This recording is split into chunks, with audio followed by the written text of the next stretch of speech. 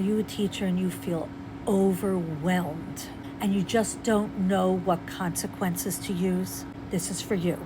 I'm going to give you 3 consequences that I use every single time, and you can use this from small children all the way up through high school. If you're just meeting me, I'm Melissa.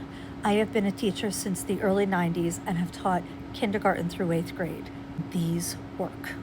The first one is the easiest. You pause, you reset, you look around. If someone is still talking, you say, Max, I'm waiting for you to stop talking. Everyone else is silent. Thank you. And if it's a bunch of them, then you have to stop the lesson and reteach. What does it look like when I pause and I look at you and I expect you all to stop talking? You reteach it. This could be used for lining up if they just run for the door. Practice it as a lesson. Not following directions, pause, practice it as a lesson. Teach them again. This works because there's no emotion, no lecture, just we're going to try this again. Kids of any age can handle that. However, if a student keeps repeating the behavior, then they have to practice the correct one with me.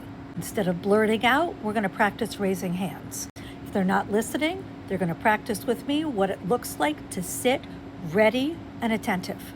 If they're off task, they're going to practice routines for 30 or 60 seconds with me. This is not a punishment. This is just practicing so that they will be successful in the classroom. It's the same as if I was going to be reteaching a math lesson that they didn't get. I do this when I give the class 5 minutes of free time at the end of a period. That's the time I take to redo those lessons. My third consequence is holding them accountable. It's short, it's simple, and it's always the same. If the behavior continues after those 3 steps, I call the parent, but I don't do the talking. The student tells them what they were doing. And I say to them, you explain what happened, we're on speaker, I'll help you if you get stuck. And this teaches responsibility. When you're overwhelmed, you do not need a fancy behavior management system. You need consistency.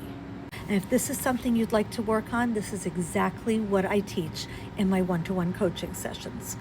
What are some consequences that you use in the classroom? Drop them in the comments so other people can learn from you.